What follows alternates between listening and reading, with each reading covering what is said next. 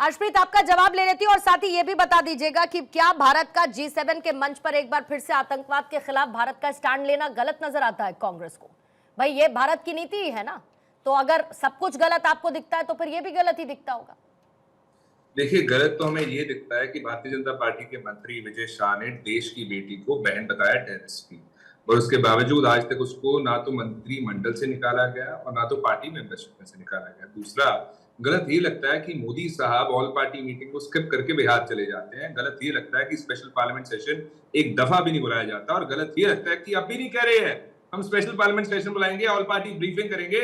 और दूसरी बात, डोनाल्ड ट्रंप ने अभी जून 15 को ही 2 दिन पहले ही उन्होंने क्या कहा, Trump again claimed credit, saying he could just as easily broker peace between Israel and Iran, just like he got done in India and Pakistan, to make it in that case by using trade with the United States to bring reason, cohesion, sanity into the talks with two excellent leaders who were able to stop quickly and make a decision and stop. मैं Bharatiya Janata party को पूछना चाहूंगा कि delay का कारण तो बता दीजिए कि मोदी साहब को what was holding him back? Modi साहब ने क्यों ये चीज जो उन्होंने आज इतने हफ्तों के बाद की है, ये पहले क्यों नहीं कर सके मोदी साहब, ताकि दुनिया को एक मैसेज कन्वे होता कि we will not take dictates from US, कि अमेरिका हमें डिक्टेट नहीं करेगा कि आप ये करेंगे ये नहीं करेंगे, हमसे पहले अनाउंस नहीं करेगा सीज फायर, और हमें बड़ा भाई बनके ये नहीं कहेगा कि आपको सीज फायर करना पड़ेगा वरना व्यापार नहीं आपके साथ करेंगे। अर्शप्रीत, आपने विदेश मंत्रालय की प्रेस कॉन्फ्रेंस स्किप कर दी थी क्या?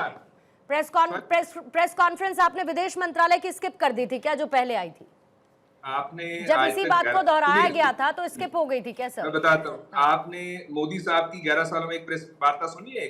कोई एक बता दीजिए, कुछ सुनी है आपने? नहीं सुनी ना, हमने भी नहीं सुनी, लेकिन इस दफा उनको करनी चाहिए थी। इस दफा उनको कहना चाहिए था कि डोनाल्ड ट्रंप गलत कह रहे हैं, वो नहीं मीडिएट कर रहे हैं, वो नहीं सीज फायर करवा रहे हैं, उनको एक कहना चाहिए था, स्टैंड लेना चाहिए था, लेकिन बता ही नहीं रही भारतीय जनता पार्टी कि मोदी साहब ने स्टैंड पहले क्यों नहीं लिया।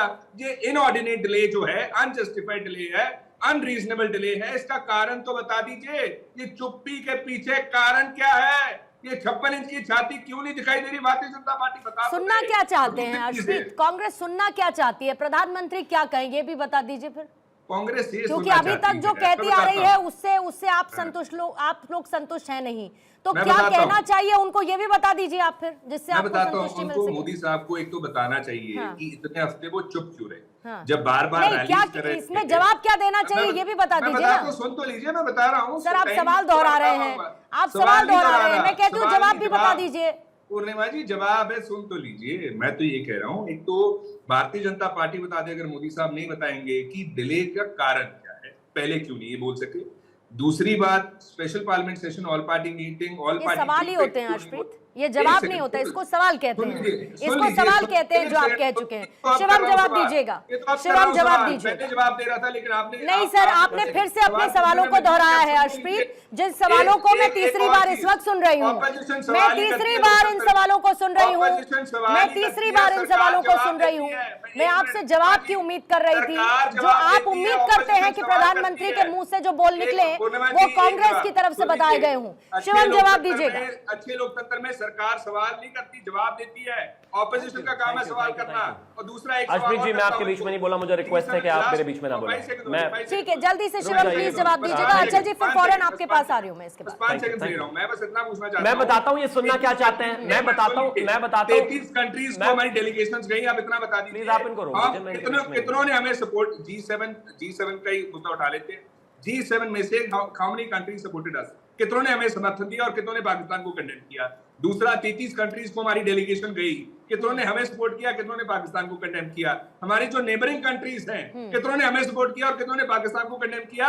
इतना जवाब दे दीजिए। मतलब आपके हिसाब से डेलीगेशन भी फेल हो गया, जिसमें आपके खुद के नेता भी गए थे शामिल होकर। शिवम जवाब दीजिए, और उन्होंने बहुत अच्छा काम किया। मैं जवाब ठीक है, शिवम जवाब दीजिए। सुनिए जरा, अब बिल प्लीज बीच में मत बोलेगा, मेरा रिक्वेस्ट है, बीच में मत बोलेगा। Thank you. मैं अब एक चीज बताना चाहता हूं, हिंदुस्तान के इतिहास में ऐसा पहली बार हुआ कि जब आतंकवादी हमला हिंदुस्तान पर हुआ तो विद इन 24 आवर्स इस देश के आसपास के जितने भी लोग हैं और दुनिया के जितने भी मुल्क हैं, 54 देशों ने एक साथ कंडेम किया। 54 देशों ने। आज तक हिंदुस्तान के इतिहास में ऐसा कभी हुआ नहीं है। 1965 की वॉर में, 1971 की वॉर में इस देश के खिलाफ यूनाइटेड नेशंस में 1 दर्जन रेजोल्यूशन पास हुए थे। हिंदुस्तान के खिलाफ 1 दर्जन। और तो और ओआईसी की स्टेटमेंट हर देश की आई जब जब जब हमारे देश में कुछ भी ऐसा हुआ। कोई एक स्टेटमेंट बताइए, कोई एक रेजोल्यूशन बताइए जो हिंदुस्तान के खिलाफ हुआ। अब इनको भारत से सुनना क्या था, प्रधानमंत्री से क्या सुनना था, वो भी बता देता हूं।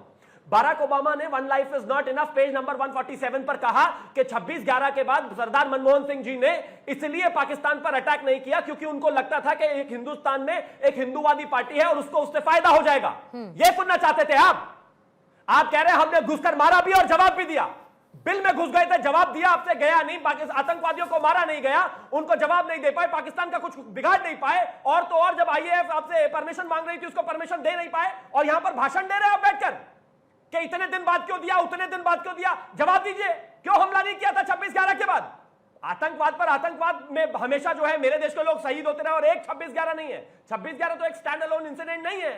बनारस में हुआ, कितने लोगों को जवाब दिया? लाजपत नगर में हुआ, कितने लोगों को जवाब दिया? सरोजनी नगर में हुआ, कितने लोगों को जवाब दिया? मेरठ में हुआ, कितने लोगों को जवाब दिया? महाराष्ट्र में हुआ, कितने लोगों को जवाब दिया? बताइए, हैदराबाद में हुआ, कितने लोगों को जवाब दिया? भाषण दे रहे हैं आप, आतंकवाद के खिलाफ कभी कमर सीधी हुई नहीं, शतुमुर्ग की तरह डरकर धरती में सर घुसाकर बैठ जाते थे, इस देश की सेनाओं को खुली छूट देते नहीं थे, आपके खिलाफ जो है यूनाइटेड नेशन रेजोल्यूशन पास करता रहता था, जवाब देते नहीं थे, ओआईसी आपके खिलाफ स्टेटमेंट देता रहता था, जवाब देते नहीं थे, और भाषण दे रहे हो आवाज यहां पर। हिंदुस्तान में यह सरकार एक पहली ऐसी सरकार है कि अगर किसी ने आतंकवादी हमला करने की हमारे ऊपर कोशिश की, हमने पलटकर मारा, घुस कर मारा और जवाब भी दिया। अरे आप स्टेटमेंट क्या देते, आप आतंकवादियों को जवाब नहीं दे पाए। यूनाइटेड स्टेट्स के प्रेसिडेंट, एक्स प्रेसिडेंट लिख रहे हैं, कोई जवाब दो जरा, और छोड़िए बाकी सारे जवाब। आप बाकियों से तो जवाब क्या मांगेंगे, क्या करेंगे, क्या नहीं। इस देश का एलओपी गायब कहाँ है इतने दिनों से, इस बात का ही जवाब दे दो। ठीक है, छोड़ो ठीक है। यूनाइटेड स्टेट्स अर्शप्रीत, आपको क्लोजिंग कमेंट के लिए मैं समय दूंगी। जो एलओपी है वो कहाँ है? ठीक है, हिंदुस्तान में नहीं दिखाई दे रहा पिछले 15 दिन से। ठीक है, एक बार अचल सर आपके पास। अर्शप्रीत, फिर मैं आती हूँ, बहुत देर से उनको भी प्लीज मैंने इंतजार करवा रखा है। जो सवाल कांग्रेस पूछ रही है अचल सर, मैं वही सवाल आपसे दोहरा देती हूँ कि क्या ये भारत की डिप्लोमेटिक हार है? मुनीर का वहां पर मौजूद रहना, पाकिस्तान के लिए डोनाल्ड ट्रंप के उन स्टेटमेंट्स का जिनका जिक्र कांग्रेस कर रही है, क्या ये भारत की कूटनीतिक हार है? नहीं पूर्णिमा जी, इसको हार जीत के पलड़े पे मत तोलिए। जिस तरह हम अपनी स्ट्रेटेजिक ऑटोनॉमी पे जोर देते हैं, रशिया यूक्रेन कॉन्फ्लिक्ट में हमने एक स्टैंड लिया और हमने कहा कि हम रशिया को भी इंगेज करेंगे और हम अमेरिका को और वेस्ट को भी इंगेज करेंगे, अपनी टर्म्स एंड कंडीशंस पे काम करेंगे। तो अगर आज की तारीख में अमेरिका को पाकिस्तान को इंगेज करना किसी उनके अपने नेशनल इंटरेस्ट में दिख रहा है तो उसे इंगेज करेंगे। फर्क सिर्फ ये है कि उनकी पाकिस्तान के साथ जो इंगेजमेंट है, जब तक हमारे नेशनल सिक्योरिटी इंटरेस्ट को इम्पिंच नहीं करती तो ना ये हार जीत के उसके पलड़े पे आने की बात नहीं बनती। आज उन्हें पाकिस्तान की कोई ना कोई जरूरत हमेशा से रही है। ये हम इस मुगालते में नहीं रहे कि पाकिस्तान उनके कैलकुलस में कहीं पे भी नहीं आता और हम जो करेंगे वो पाकिस्तान के खिलाफ करेंगे। पाकिस्तान की लोकेशनल एडवांटेज उनके पास बहुत ज़्यादा है। वहाँ एक बालूचिस्तान में बेस भी है जो अमेरिका का था, शायद अभी उन्होंने पाकिस्तान को दे रखा है। उनकी वहाँ प्रेजेंस बहुत इम्पोर्टेंट है। उसके बाद वो साइबर को लेके, साइबर करेंसी को लेके, जो बिटकॉइन वगैरह को लेके उनकी कुछ चल रही हैं। कहने का मतलब ये है कि वो अपनी टर्म्स से, अपने इंटरेस्ट को देखते हुए अगर पाकिस्तान को इंगेज करते हैं, हम भी तो कर रहे हैं ना, हम भी तो बहुत सारी कंट्रीज को, हम भी मल्टी अलाइनमेंट की बात, मल्टी इंगेजमेंट की बात करते हैं। तो अगर वो पाकिस्तान को इंगेज कर रहे हैं, रियल पॉलिटिक कर रहे हैं, वो रियल पॉलिटिक करते हैं। वो मुनीर को जो हेड ऑफ स्टेट नहीं है, अगर उसको हेड ऑफ स्टेट मिलते हैं तो it's a part of real politic. यानी वहाँ आइडियोलॉजिकल कंसिडरेशंस नहीं है, वहाँ प्रैक्टिकल प्रैग्मेटिक कंसिडरेशन से वो चल रहे। तो इसे हम अपनी हार क्यों मान रहे हैं? हमारी डिप्लोमेसी की हार क्यों मान रहे हैं? थोड़ा सा टाइम का लिमिटेशन है, इसीलिए 1-1 मिनट का टाइमर कौशिक जी आपके पास रखते हुए, क्योंकि पहले डोजियर से जवाब दिया जाता था, अब ड्रोन और ऑपरेशन सिंदूर देकर अंजाम दिया जाता है किसी भी आतंकी हमले के बाद। ये विपक्ष को आदत नहीं है क्या इस तरीके के जवाबी कार्रवाई की? पूर्णिमा, सरकार और भारतीय जनता पार्टी और सरकार के ट्रैप को थोड़ा गौर से देखेंगे तो आपको पता चलेगा। डोनाल्ड ट्रंप ने क्या किया? सार्वजनिक तौर पे ट्वीट किया, सार्वजनिक तौर पे उन्होंने वीडियो शेयर किया।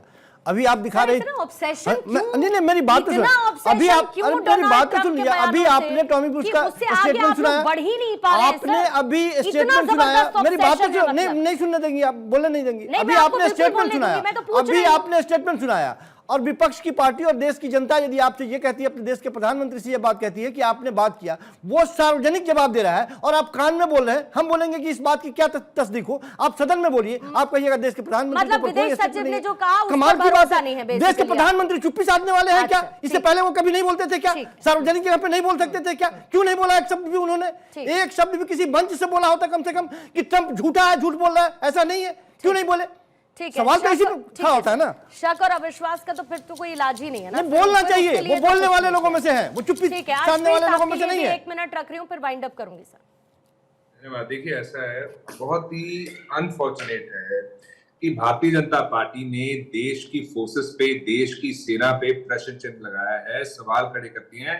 भारतीय जनता पार्टी के प्रवक्ता बड़ी बेशर्मी से यहाँ पे कह रहे थे कि आपने टेररिज्म के खिलाफ कुछ किया नहीं, टेररिस्ट के खिलाफ कुछ किया नहीं। आपको शर्म आनी चाहिए। ऐसे लफ्ज का इस्तेमाल करने से पहले आपने क्यों नहीं सोचा कि 6 सर्जिकल स्ट्राइक्स हुई थी और हमारी फोर्सेस ने, आपको बता दूं, 2008 में 1 की सर्जिकल स्ट्राइक, 2011 में की, 2013 में 3 की और 2014 में 1 की। और अगर ये पूछेंगे तारीख क्या है, तारीख भी बता दूंगा, कहां पे हुई है वो भी बता दूंगा। और भारतीय जनता पार्टी को ऐसा, देखिए, भारतीय जनता पार्टी से और एक्सपेक्ट भी क्या कर सकते हैं, जिनके लीडर्स हमारी देश की बेटी के लिए ऐसे शब्द का प्रयोग कर सकते हैं, कर्नल कुरैशी के लिए वो कुछ भी कह सकते हैं।